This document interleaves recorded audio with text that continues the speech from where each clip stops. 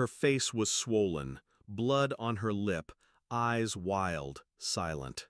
And behind her, Eva, trembling in her wheelchair, clutching a stuffed bear like it could shield her from hell. 3:02 a.m. My breath fogged the glass as I opened the door. No words, just terror, just need. Then my phone vibrated. A single message from her. "Don't you dare shelter them." And in that moment, I understood everything. My sister, Mara, married Jackson when we were in our 20s. He was charming, the kind of man that knew how to tilt his head just right when he listened, how to touch a shoulder like reassurance was currency. At first, I was relieved. Mara had always needed protecting. She was fragile, sweet, too trusting. And Jackson? He seemed like the shield she'd always been missing. But now, standing in front of me, her arms wrapped around her daughter like armor, I saw it.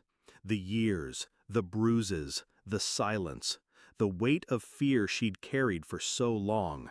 And suddenly, our mother's silence over the years, her strange detachment, her dismissiveness, clicked into something uglier.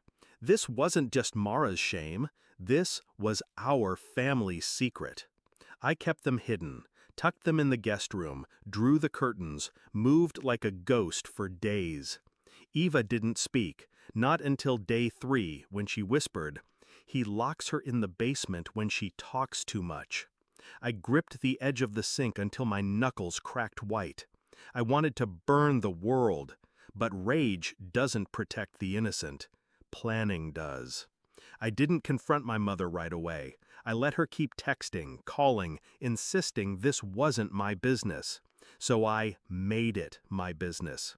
I started with photos, quiet ones, the bruises, the scars. I documented everything Mara allowed. I contacted a friend, one of those women who worked in the shadows, domestic abuse lawyer, silent warrior. We filed, secretly, quietly, relentlessly. Restraining order, emergency custody. But legal papers weren't enough, not with a man like Jackson.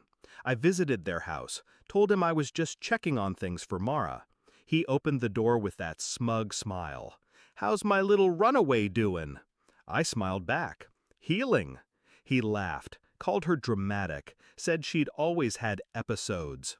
I saw the twitch in his jaw when I told him I had full access to the house now, by court order. That night, I broke the deadbolt and went down into the basement. Found a latch hidden behind a false wall, and there it was, the room. No windows, soundproofing, a single chair in the center, and a baby monitor, like it had once belonged to Eva.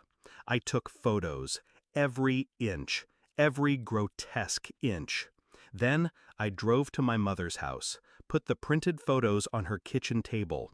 "You knew," I said, "and you let it happen." She didn't deny it. She didn't even look shocked. "He provides," she said. "He's a man of position." My voice didn't rise. I didn't need it to. "You're going to testify." She laughed in my face. "I'll do no such thing." So I pulled out her letters, the ones she used to send Mara when she was pregnant, the ones where she warned her not to provoke Jackson. I'd taken them from the attic during a holiday visit years ago, back when I thought they were just controlling, not confessional. Now, they were leverage. Court moved fast after that. The judge saw the photos, the basement, the bruises. And when Eva finally found the courage to speak, her trembling voice cracked the silence wide open. Jackson lost everything: custody, status, power. And when they cuffed him in the courtroom, he turned to me and hissed, "This was you." I didn't flinch. I just looked him in the eye and said, "She's not alone anymore." But that wasn't the end. See, monsters like Jackson don't disappear quietly. He had friends, connections, a network of cowards in suits and golf clubs. So I exposed them. I sent anonymous packages, photos, transcripts, names, to wives, employers, churches. One by one, their dominoes fell. sponsorships, reputations, social circles. You don't get to hide behind prestige while you terrorize little girls in wheelchairs.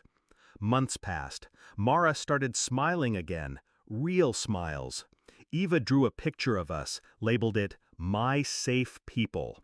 And our mother? She moved away. Couldn't stand the shame. Good. The night the final court ruling came, permanent restraining order, full custody, his assets frozen, I sat alone with a glass of wine. And for the first time in years, I exhaled without shaking.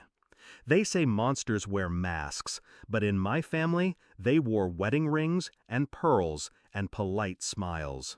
And when they showed up at my doorstep at 3 a.m., begging not for help, but permission to finally run, I didn't hesitate. Because silence is complicity.